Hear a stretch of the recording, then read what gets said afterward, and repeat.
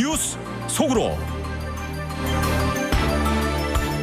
어제는 이 구글의 이 지도에서 멕시코만 명칭이 Gulf of America로 변경이 됐다라는 그러한 이제 이야기를 전해드렸는데, 이 애플도 자사 앱에서 이 이름을 또 바꿨다는 발표가 나왔습니다.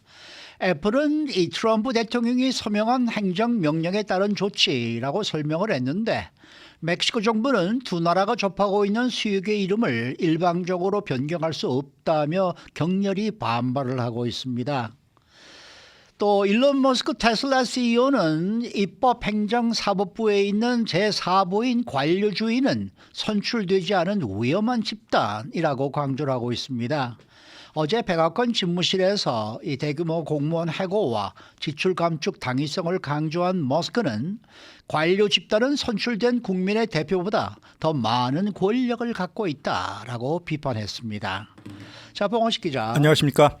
어제 구글이 멕시코만의 명칭을 미국만으로 변경했다 전해드렸는데, 애플도 같은 조치를 취했네요. 네, 구글에 이어서 애플도 자기 회사의 지도 애플리케이션에서 멕시코만을 Gulf of America, 미국만으로 변경한다고 발표했습니다. 트럼프 대통령이 취임 당일에 서명한 행정명령에 따른 조치다, 이렇게 설명을 한 뒤에 지도 앱에서도 멕시코만 이름 변경 사실을 공개했는데요. 애플은 미국 사용자들을 위해서 변경 사항을 적용하고 있다, 이렇게 밝혔고, 곧 전 세계 사용자가 이용하는 지도 앱에서도 바뀐 새로운 이름 미국만이 적용될 것이다, 이렇게 얘기를 했습니다. 애플은 아이폰과 아이패드, 맥을 포함한 대부분 자기네 회사 기기에서 지도 앱을 제공하고 있는데, 최근에는 구글 지도와 경쟁을 하기 위해서 웹 버전 지도를 출시하기도 했습니다. 구글은 애플보다 한 발 앞서서 자기네 회사 블로그와 소셜미디어 X 등을 통해서 지도 앱에서 멕시코만 명칭을 미국만으로 변경을 한다고 발표했는데, 이는 정부의 공식 지명을 따라온 오랜 전통과 관리에 따른 것이다, 이렇게 밝힌 바가 있습니다. 오랫동안 사용됐던 국제적인 명칭을 특정 국가가 일방적으로 그렇게 변경도 가능한 겁니까? 사실 외교적 결례이자 힘의 논리에 따른 일방적인 조치죠. 현실적으로 미국이 고집을 부리면 상당수 국가가 따라가는 모양새가 되는데요. 많은 사용자들은 거대 검색 업체가 트럼프 행정부의 압력에 굴복했다면서 구글 그리고 애플의 결정에 부정적 반응을 보이고 있기도 합니다. 피해 당사자 격인 멕시코 역시 두 나라가 모두 접하고 있는 수역인 멕시코만 이름을 일방적으로 바꾸는 그런 권한은 누구에게도 없다, 이렇게 항변을 하고 있는데요. 어제 전해드린 대로 동해 수역을 일본해, 독도를 다케시마로 일본 정부에서 부르는 격입니다. 그리고 미국 사람들이 가장 사랑하는 가수인 엘비스 프레슬리 애창곡 기타맨 가사에서도 Gulf of Mexico 이렇게 부르고 있는데요. 마이크로소프트 같은 경우에는 빅맥스 그리고 맵퀘스트를 통해서 아직까지도 멕시코만 이름을 계속 사용하고 있는 그런 상황입니다. 트럼프 대통령이 취임 동시에 멕시코만 이름을 미국만으로 바꿨는데 알래스카주에 있는 북아메리카 최고봉인 데날리 마운틴을 윌리엄 맥킨리 마운틴으로 바꾸는 행정명령, 이것은 미국 땅 안에 있는 미국 영토의 주권에 따른 조치라서 별다른 저항이 없는 상황입니다. 그리고 앞으로 러시아, 중국과 같은 강대국들이 교과서와 같은 곳에서 공식적으로 지명을 어떻게 표기할지 이 논란 계속 지켜봐야 될 것 같습니다. 근데 사실 뭐 Gulf of USA 이렇게 바꿨다 그러면은 정말 좀 문제가 되지만은 말이죠. Gulf of America라고 얘기를 한 것은 말이에요, 아메리카가 꼭 미국만 뜻하는 건 아니잖아요. 그렇습니다. 네? 중미, 센트럴 아메리카, 그렇죠. 라틴 아메리카, 라틴어 뭐 다 중남미도 다 미국이라 저 아메리카라는 이제 단어를 쓰니까. 그리고 더더구나 그 많이 뭐 미국도 있고 그다음에 쿠바도 있고 그다음에 뭐 밑에 가서 뭐 과테말라인가 뭐 이쪽도 있는 거 같고 중남미 국가들을 다 커버하는 그런 만이니까 아메리카만이라고 불러도 뭐 별다른 그렇게 문제가 되지는 않을 것 같다라는 생각이 드는데, 우리가 번역을 할 때 한국말로 꼭 미국만이라고 번역을 하니까 이게 지금 문제가 되지 않나, 이런 생각이 좀 들기도 하고. 그렇지만 대개 국제적으로 통용돼서 아메리카 하면은 USA, 미국이란 나라를 의미하고 아메리칸이라고 하면 미국 시민권을 의미하는 경우가 많기 때문에 멕시코 국민 입장에서는 자기네 나라 이름을 아메리카로 바꾸는 데 대한 반발이 굉장히 큰 것 같습니다. 근데 뭐 백악관이 멕시코만의 이름을 미국만으로 바꾸지 않았다. 이 이후로 지금 백악관이 AP통신에 이 기자들의 백악관 출입을 또 금지를 시켰단 말이에요. 그렇습니다. 미국뿐만 아니라 전 세계 최대 통신사로 불리우고 있는 AP통신이 멕시코만을 미국만으로 변경해서 기사를 쓰라는 백악관 요청을 거부했다는 이유 때문에 백악관 행사 출입이 금지가 됐습니다. 어제 트럼프 대통령이 행정부 자문기구인 정부 효율부 수장 일론 머스크 테슬라 CEO를 대동한 채 연방 공무원 감축 지시를 담은 행정명령에 서명하는 행사를 AP통신 기자가 취재를 하려고 했는데 퇴짜를 맞았다는 것입니다.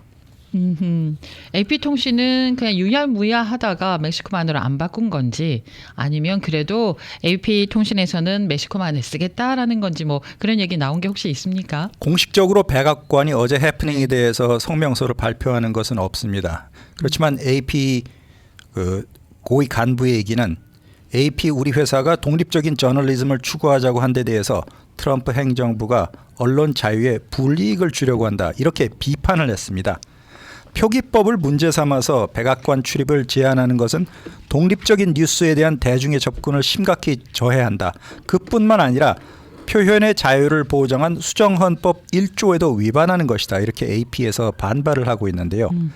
이 앞서서 AP는 보도에 있어서 원래 지명인 Gulf of Mexico를 계속 사용하고 Gulf of America로 바꿔서 보도하지 않겠다. 이런 표기 지침을 밝혔습니다. 이미 밝힌 바가 있네요. 그래서 백악관이 AP 기자를 못 오게 했나 봅니다. 네. AP는 또 왜 정부 방침을 따르지 않겠다는 거 뭐 이유가 있습니까? 그 대통령의 명령이 미국 안에서만 효력을 갖는 데다가 이 명칭이 AP 주장에 따르면 400년 이상 멕시코만으로 통용돼 와 있다.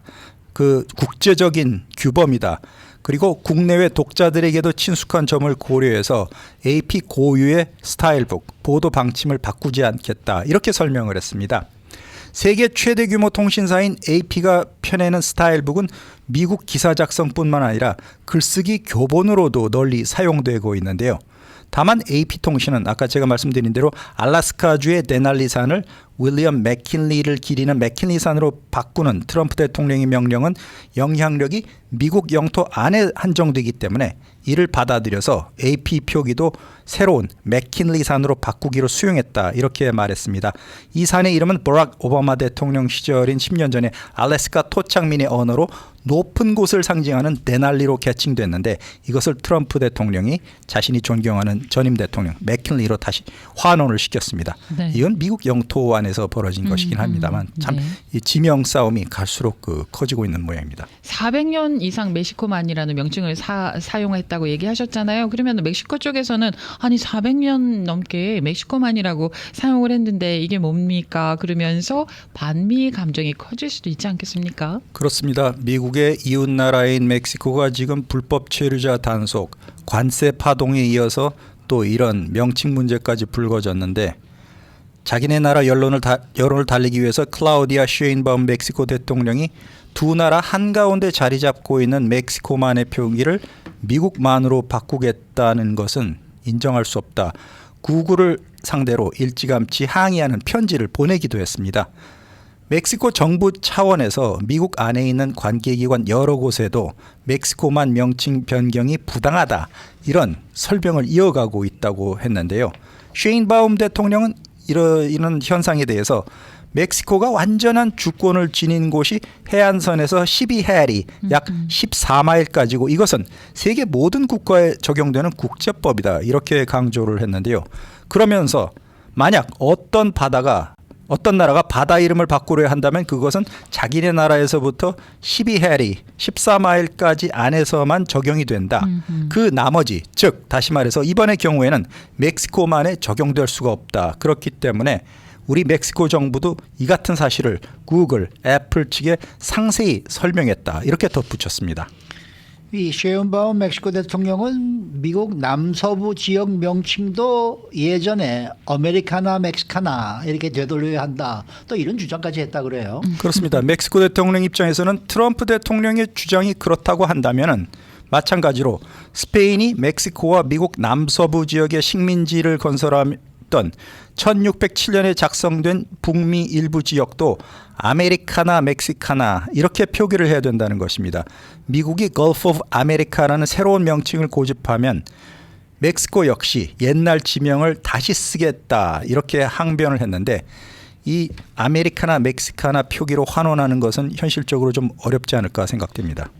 그러면은 트럼프 대통령이 400년 만에 멕시코만의 이름을 바꾸는 이유에 대해서 정확하게 뚜렷하게 밝힌 내용이 있습니까? 트럼프 대통령이 이번 조치에 대해서 미국의 위대함을 기리기 위함이다 이렇게 강조를 했습니다.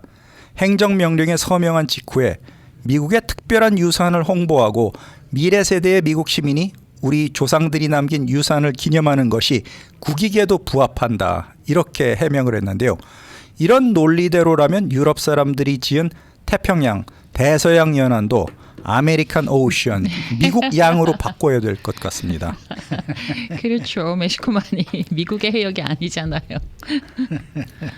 네. 그러니까 이 멕시코가 지금 아메리카나 멕시카나로 불러야 된다라고 얘기하는 지역이 바로 이곳에 캘리포니아네. 그렇습니다. 캘리포니아도 포함되는 서부 지역인데 처음에 아메리칸 인디언이 살던 땅을 스페인이 정복했고 그다음에 멕시코의 땅이었는데 약 150년 전에 미국 영토로 편입이 됐습니다. 이 멕시코 사람들은 이곳 캘리포니아를 자기네 땅이라고 생각하는 사람들 아직도 많아요. 맞아요. 맞습니다. 그래서 뭐 지난번에는 누가 뭐 아메리칸 플렉 이 성조기를 뭐 띄워버리고 불태워버리고 거기다가 멕시코 국기 꽂았다고 네. 또 체포가 됐더라고요. 저희 한인 분들도 1000년도 더 된 고구려 땅, 발해 땅도 대한민국의 일부다 이렇게 주장하고 있는데 불과 100여 년 전까지 멕시코 영토였던 캘리포니아를 생각하면은 한인들보다 더 영토 상실에 대한 억울함도 크지 않을까 그런 생각이 듭니다. 로스앤젤레스도 영어가 아니잖아요. 네, 다 스페인 지명으로 되어 있죠. 네. 캘리포니아, 엔젤스. 네, 네. 사크라멘토, 네. 샌디에고 다 스페인, 멕시코 지명인데 그렇죠. 그만큼 아주 그 역사가 히스패닉 역사가 깊은 곳입니다. 네. 자, 일론 머스크 이 정부 효율부 수장이 백악관에서 관료주의 타파를 어제 선언을 했습니다. 일론 머스크 CEO가 어제 우리는 선출되지도 않고 위헌적인 입법, 행정, 사법부에 이은 제4부인 관료주의를 갖고 있다 이렇게 비판을 했는데요. 한번 머스크의 음성을 직접 들어보시겠습니다. Well, we have this unelected fourth unconstitutional branch of government, which is the bureaucracy, which has, in a lot of ways, currently more power than any elected representative. 백악관 집무실인 오벌 오피스에서 트럼프 대통령 바로 옆에 서서 효율부가 주도하는 대규모 공무원 해고, 지출 감축 당위성을 머스크 CEO가 강조를 했는데요. 여러 면에서 볼 때 이들 관료 집단이 선출된 국민의 대표들보다 더 많은 권력을 지니고 있다 이렇게 비판을 했습니다. 국민이 대통령과 상하원을 선출해서 무슨 일이 일어날지를 결정하는데 선출되지 않은 관료주의에 반대되는 개념이다 이렇게 말한 다음에 정부 안에 좋은 사람이 없다는 얘기는 아니다. 하지만 자율적인 관료주의를 가질 수는 없다면서 국민의 의지에도 반하는 현상이다. 그렇기 때문에 우리가 이것을 바로잡아야 된다 역설했습니다. 그리고 자신에 대해서 퍼부어지고 있는 비판 여론과 관련해서는 매일 마치 학문 검사를 받는 것과 같다. 이렇게 고충을 토로하기도 했습니다. 네, 관료주의를 없애야 한다는 거가 구체적으로 어떤 의미가 있는 겁니까? 혁신을 가로막는 관료주의 자체 문제를 제기했는데 정부 적자 문제도 해결해야 된다고 머스크가 강조를 했는데 만약 아무 조치도 하지 않는다면 미국이라는 정부가 파산할 것이다. 이렇게 경고를 내렸습니다. 그리고 미국 국가부채에 대한 이자 지불 금액이 국방부 예산보다도 많다는 사실이 놀랍다면서 연방정부 지출은 줄여야 되는 그 선택이 아니라 필수적인 사항이다. 이렇게 위기의식을 강조했습니다. 그 트럼프 대통령은 법원 판사들도 비난했어요, 어제. 그렇습니다. 머스크가 주도한 연방정부 공무원의 반강제적인 퇴직 프로그램이 법원에서 제동이 걸린 바가 있죠. 이 점에 대해서 대통령이 판사들이 부패를 찾으려는 것을 막는 것이 믿기 힘들다. 이렇게 트럼프 대통령이 직접 지적을 했습니다. 이어서 우리는 정부 차원에서 부패를 근절하기를 바라는데 판사들은 당신이 그렇게 하기를 원하지 않는다라고 말하는 것이 믿기 힘들다면서 이는 매우 심각한 사안이다. 어쩌면 우리가 또 판사들을 살펴봐야 될 것이다. 이렇게 으름장을 놓기도 했습니다. 그렇기 때문에 트럼프 대통령은 이에 대해서 항소를 할 것이라고 말했는데요. 판사들도 부패를 인지한다면 우리 정부의 조치에 앞으로 제동을 걸지 못할 것이다. 이렇게 강조했습니다. 네. 어제 일론 머스크가 자기 아들을 데리고 와서 이 목마를 태우고 뭐 이런 장면도 보였는데 그건 어떻게 어떤 생각이 드셨어요? 네, 그때 이름이 X죠. 아주 특이한 아들 X가 트럼프 대통령의 책상 밑에 들어가서 코를 후비고 케네디 대통령의 외아들이 책상 밑에 들어가서 60여 년 전에 재롱을 부렸던 것과 똑같은 그 포즈를 취하는데 아이 자체는 뭐 아주 귀여웠지만 백악관까지 어린아이를 데려와서 무등을 태우고 마치 자신의 권력을 좀 전 세계에 과시하는 것은 아닌가.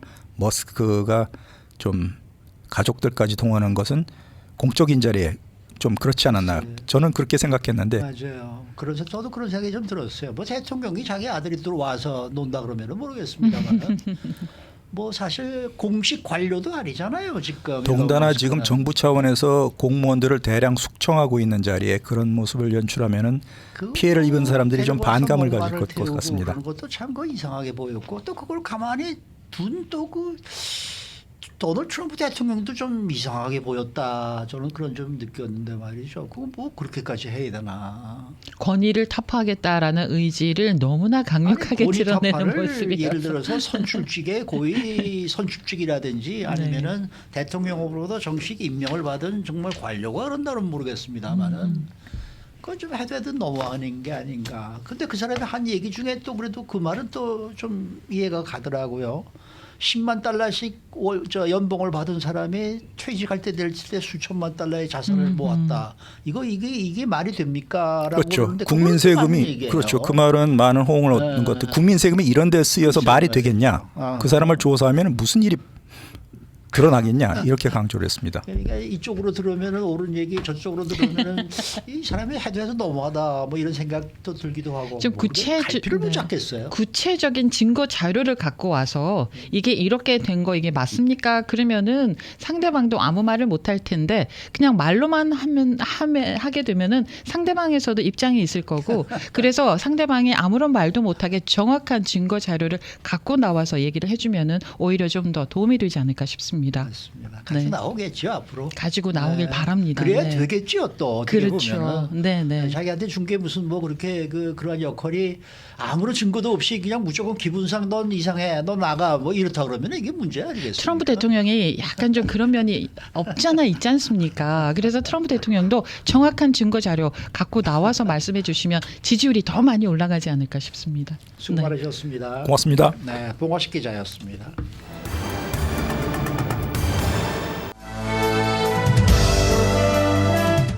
인사이드 아메리카. 이 수년 만에 최악의 독감이 캘리포니아를 휩쓸면서 발병률이 무려 28%에 달하고 있습니다.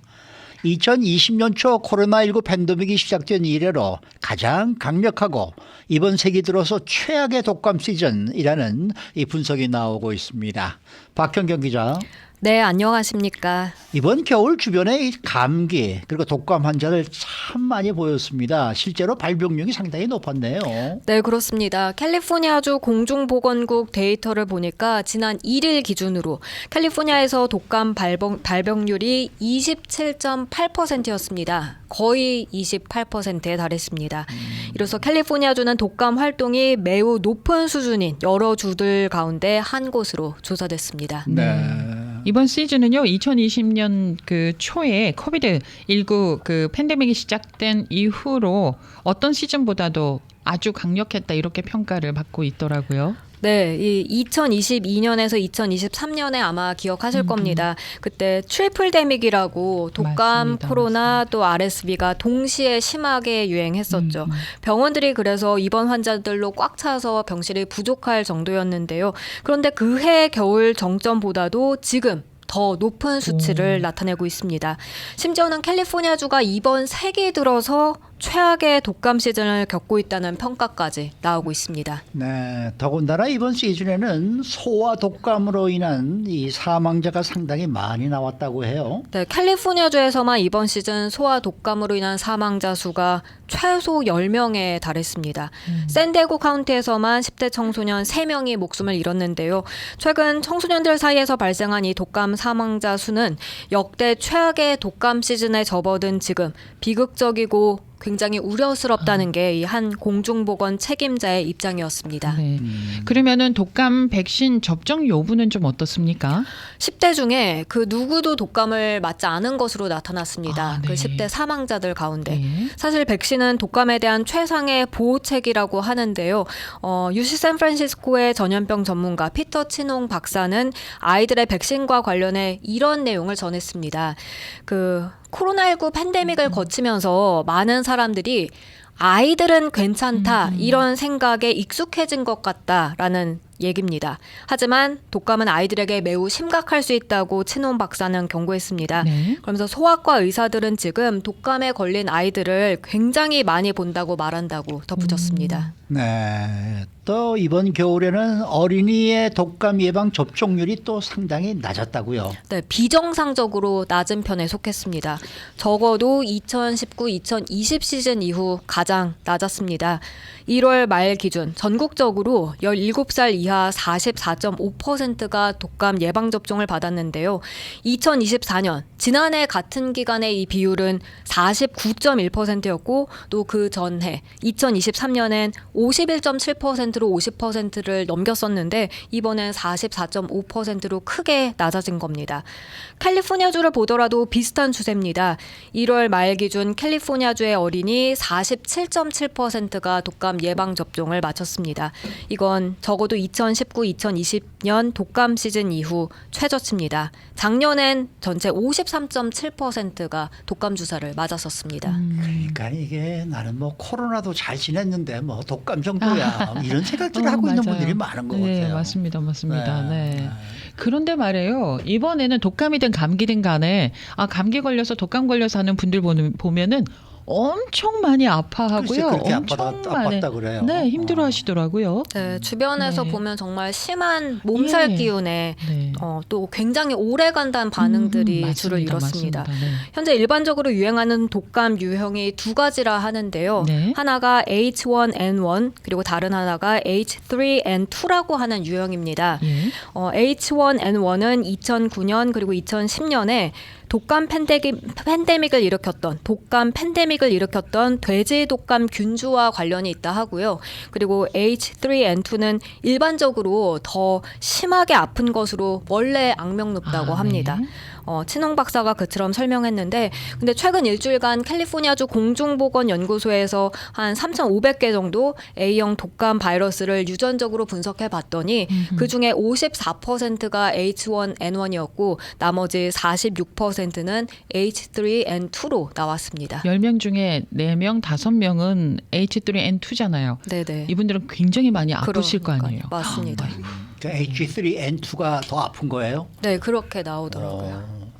그게 문제는 지금 독감 시즌이 아직도 끝난 게 아니지 않습니까? 맞습니다. 많은 사람들이 독감에 걸렸기 때문에 이미 끝났다고 느낄 수는 있겠지만 사실은 그렇지 않다고 합니다. 네. 한 공중보건 전문가는 최근 몇 년에 비해 이번 독감 시즌 특히 길고 힘들어졌는데 아직까지도 끝나지 않았다고 강조했습니다. 오히려 독감은 상승세에 있다고 친원 박사는 합니다. 이번 독감이 얼마나 심각한지 잘 알 수 있는 대목이 또 한 가지 있었는데요. 팬데믹 시작되고 나서 우리가 주로 코로나에 관해서 얘기를 많이 나눴잖아요. 그렇죠. 그런데 요즘엔 코로나가 아니라 이젠 독감에 대해 주로 이야기를 하는 편입니다. 친원 박사는 이런 점을 언급하면서 지금 코로나 이후에 이런 게 처음이라고 꼬집었습니다. 네, 정말 그렇네요. 그러면은 아직 백신 접종 안 하신 분들요. 지금이라도 독감 예방 주사를 맞으면 도움이 될까요? 네, 전문가들은 이번 독감 시즌이 얼마나 강력한지 이미 증명된 만큼 아직까지 백신을 맞지 않은 사람들은 백신 접종을 고려해야 한다고 말합니다. 네. CDC는 6개월 이상 모든 모든 사람들이 독감 예방 접종을 받을 것을 권장하고 있고요. 특히 혈액 순환이 활발해지는 겨울철에 질병에 대한 보호력을 높이기 위해서 주로 10월 말까지는 예방 접종을 받는 게 좋다는 조언인데요. 그렇지만 지금 몇 년 만에 가장 심한 독감 시즌이 캘리포니아주를 강타하고 있고 또 앞으로 몇 주 동안 당국은 높은 수준으로 계속 유행할 것이라고 경고하면서 지금이라도 맞을 것을 생각해 보라는 권고입니다.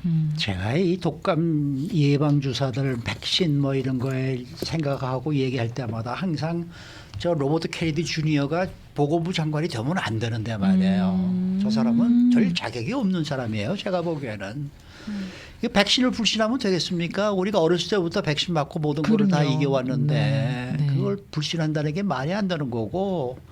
그리고 제가 개인적으로 얘기한다 그러면 저는 사실 그랬어요. 이 방송을 시작하면서 제가 되도록이면은 이 감기 안 걸리려고 굉장히 노력을 했거든요. 그러니까 감기를 걸리게 되면 방송을 못 하니까.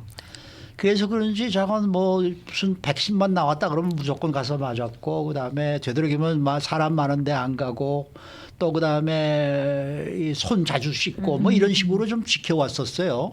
그래서 그런지 사실 뭐 독감이나 이 코로나나 저는 이번에 한 번도 안 걸리고 한 번도 안 걸리고 지금 지나왔거든요. 맞습니다. 그런 의미에서는 정말 상당히 모든 게 좀 다 고마운 그러한 상황인데 여러분들도 사실 독감 백신 우리 회사만 해도 젊은 분들은 안 맞으려고 그래요. 이렇게 물어보면은 박경경 씨도 안 맞죠? 아니 저는 맞아요? 작년 11월에 맞았습니다. 아 그랬어요? 네. 잘하셨어요. 독감, 네, 코로나 네. 다 맞았습니다. 최영호 앵커께서 늘 하시는 말씀이 방송 진행자가 네. 감기에 걸리는 거는 직무유기다. 직무유기라고 생각하거든요. 저는. 네, 맞습니다. 그래서, 그걸 네. 그렇게 얘기를 하는데 네. 그렇게들 안 맞으려 그래요. 그래서 좀 다시 한번 제가 말씀을 드립니다만은 꼭 예방 독감 네. 백신 맞으시고 그다음에 우리가 손 코로나 팬데믹을 지나면서 많은 거 배웠잖아요. 손 씻는 거. 저는 정말 팬데믹 때문에 손 씻는 버릇은 정말 그거 아주 맞습니다. 좋은 버릇이 하나 들었다고 생각을 해요. 맞습니다. 수시로 씻으니까 네, 네. 요새도 말이죠. 네네. 네, 그런 것도 요즘 하고. 문 여실 때도 항상 휴지로 잡고 아직도 휴지 여시더라고요. 자꾸로 열거든요. 그래서 감기 안 걸리시는 거예요. 우리가 본받아야 됩니다. 네, 뭐 늙은 사람이 주책인지 모르겠습니다만은. 아니요, 좋은 건 나눠야 됩니다. 네. 자 다음 소식입니다. 지난달 소비자 물가지수 CPI가 지난해 1월에 비해서 3%나 깜짝 상승했다는 소식. 오늘 아침 뉴스 시간에 전해드렸는데 어떤 부분의 물가가 그렇게 크게 올랐습니까? 우선 에너지 가격입니다. 그 한 달 전인 지난해 1월에 비해서 에너지 가격이 1.1%가 올라가서 1월 물가 상승을 주도한 것으로 나왔습니다. 그중에서 가솔린 가격은 1년 전과 비교해서는 0.2%가 내려갔습니다만 한 달 전에 비해선 1.8% 상승했습니다. 그리고 LA 가솔린 가격도 함께 살펴보면 오늘 갤런당 4달러 72.2센트로 1년 전보단 3.2센트가 저렴해졌지만 한 달 전과 비교를 해보면 27.2센트가 올라갔습니다. 소비자 물가 가운데 식품 가격은 어떻습니까? 식품 가격도 한 달 전보다 많이 올랐습니다. 네. 1월 중 식품 가격 12월보다 0.4%가 상승한 것으로 나타났습니다. 그로써 물가 상승에 이번에 역시 기여했습니다. 요즘에 연일 뉴스가 되고 있는 이 달걀, 계란 가격은 오늘도 또 오른 겁니까? 네, 조류 인플루엔자 확산 여파로 계란 가격이 크게 오른 게 오늘 아침 나온 자료에서도 눈에 띕니다. 계란은 전월 대비 15.2%가 상승해서 급등세 지속했습니다. 이 같은 계란 가격 상승세는요, 2015년 6월 이후 가장 높았다고 연방노동부는 밝혔습니다. 1년 전보다 계란 가격은 무려 53%나 뛰었습니다. 제가 이틀 전에 트레이드조에 갔었는데요. 네. 달걀이 많이 쌓여 있어가지고 늦게 가면 달걀이 하나도 없었거든요. 어머 이게 웬일 그러면서 막 달걀을 담았어요. 네. 그랬는데 제가 써붙여 놓은 종이를 못 본 거예요. 그래서 직원이 오더니 한 사람당 하나입니다라고 얘기를 해줘가지고 다시 막 내렸어요. 어쩐지 달걀이 진열대 많이 있더라고요. 요새 마켓마다 다 그런 것 같아요. 네. 이 제한을 두더라고요. 네. 자 그러면은 주거비에 대한 수치 혹시 나온 게 있습니까? 네, 주거비는 전월 대비 0.4% 상승했고요. 월간 상승률, 전체 월간 상승률의 약 30%를 이 주거비가 기여했습니다. 네. 인플레이션으로 인한 이 영향은 각 지역별마다 달라지겠는데 물가 상승 영향을 많이 받은 지역들은 어디입니까? 아무래도 이곳 캘리포니아주는 인플레이션 타격을 많이 받는 편에 속합니다. 이건 월렛허브가 오늘 아침 전한 내용인데요. 이 물가 상승 영향이 컸던 미 도심 지역 23곳 가운데 상위 10군데에 캘리포니아주 지역 3군데가 포함됐습니다. 샌디에고 칼스베드가 전국 2번째, 리버사이드 샌버나디노 이쪽이 5번째, 그리고 LA 롱비치, 애나하임이 9번째 이름을 올렸습니다. LA만 보면 지난달 전월 대비 1.1%, 또 1년 전에 비해선 3.3% CPI가 상승했습니다. 그리고 전국적으로 가장 인플레이션 타격이 심했던 곳은 시카고 쪽이었습니다. 네. 개빈 뉴섬 주지사 집 앞에 가서 데모도 좀 한번 해야 돼요.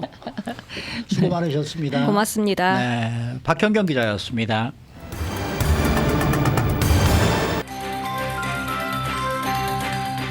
데일리 브리핑. 네, 오늘은 공화당 입장에서 진단해보는 정계 소식 이야기 나눕니다. 전화에는 스티븐 김 상법 전문 변호사 연결되어 있습니다. 김 변호사님 안녕하십니까? 네, 안녕하세요. 네, 이 도널드 트럼프 행정부의 불법 체류자 체포가 대대적으로 이루어지고 있는데 어떻게 보십니까? 그거는 그 캠페인 할 때마다 캠페인 장소에서 우리 트럼프 대통령이 이제 공약을 한 거죠. 네. 내가 당선이 되면은 바로 대대적인 추방을 시작하겠다. 그거를 행동으로 나서는 것뿐입니다. 왜냐하면 이제 과거에는 많은 대통령들이 클린턴 대통령부터 이제 추방하겠다 하지만 막상 대통령이 돼서 일을 하다 보면은 그 반대 그룹들이 상당히 많거든요.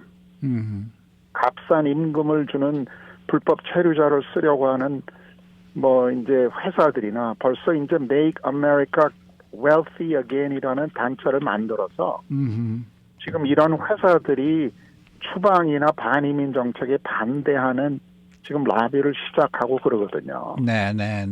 그러니까 이제 상대적으로 이제 이런 너무하다, 너무 대대적이다, 이 반대하는 목소리들이 이제 조금씩 나오기 시작하는 거죠. 하지만 제가 볼 때는 그냥 공약을 이행하는 그런 트럼프 대통령이 일하는 게 아닌가. 저는 그렇게 생각하고 있습니다. 네.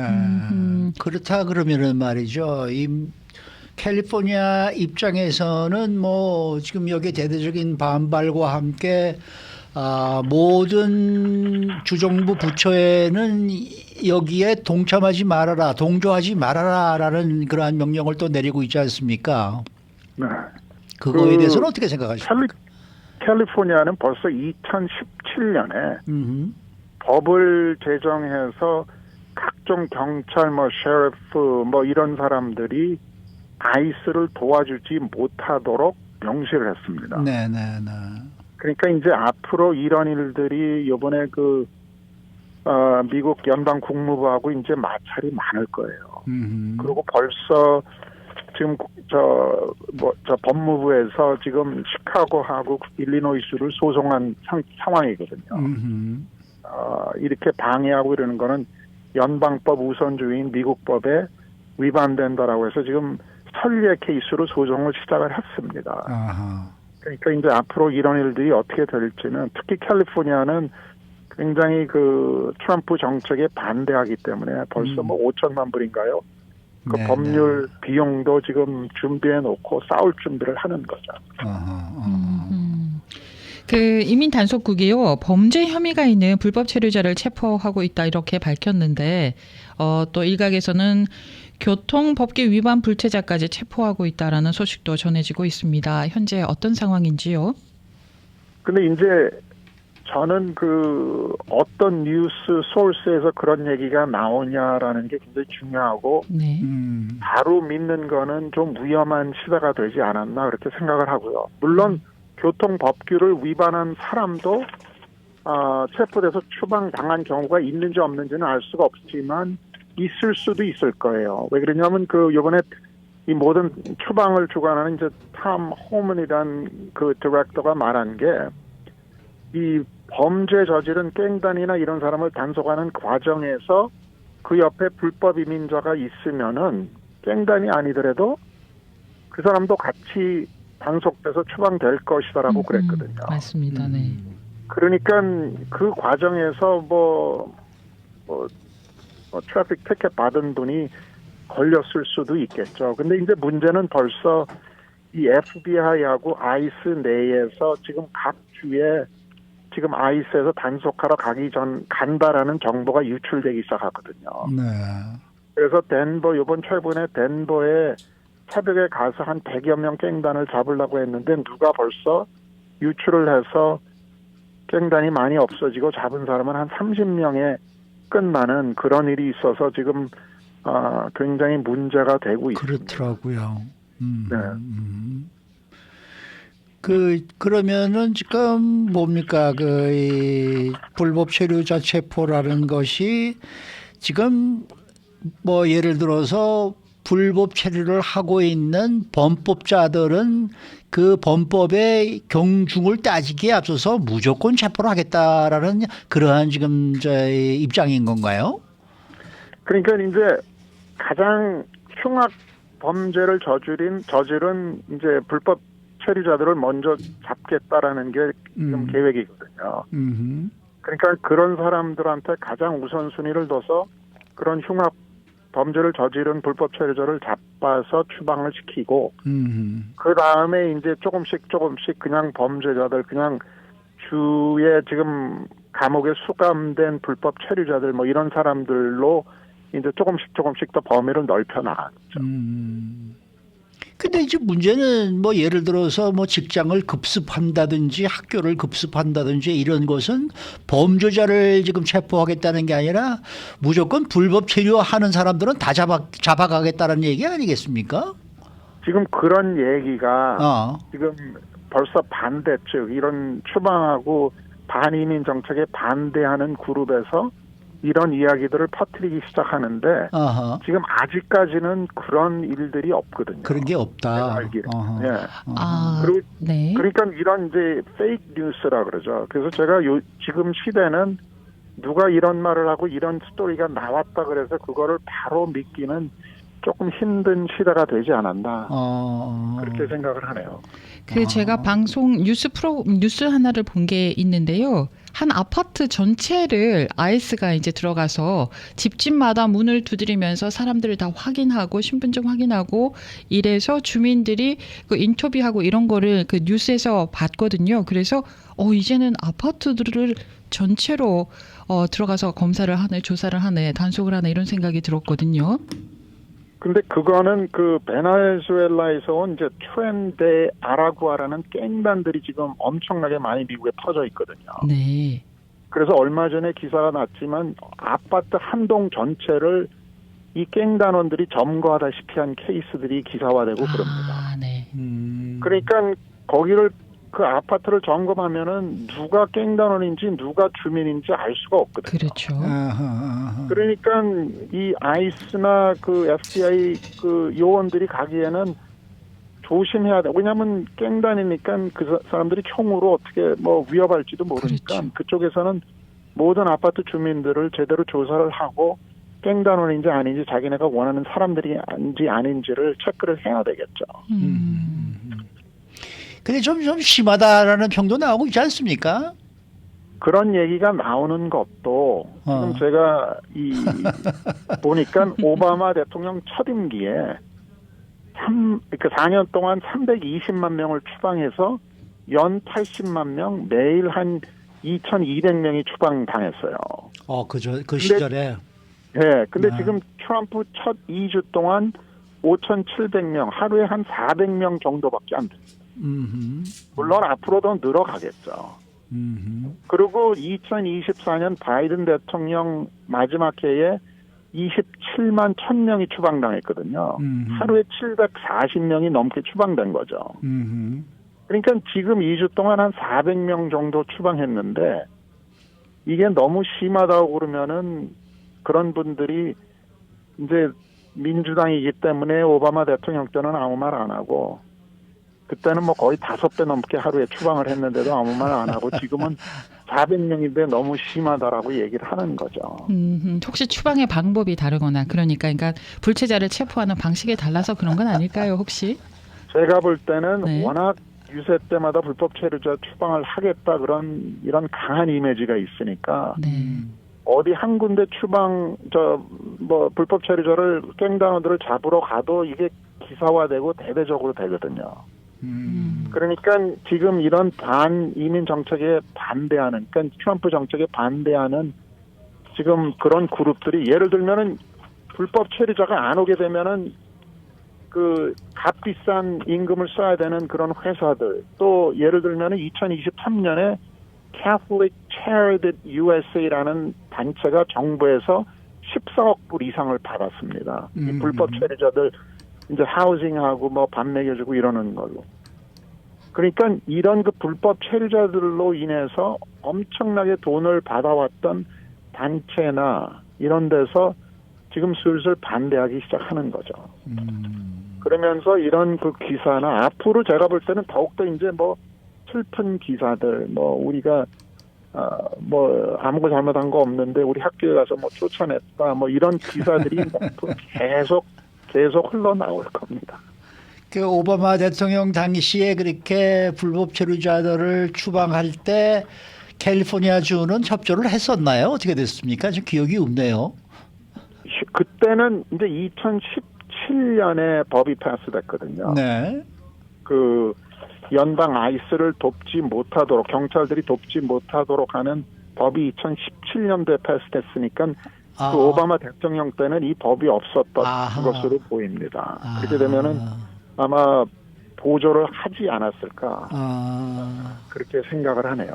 알겠습니다. 예. 그런데 말입니다.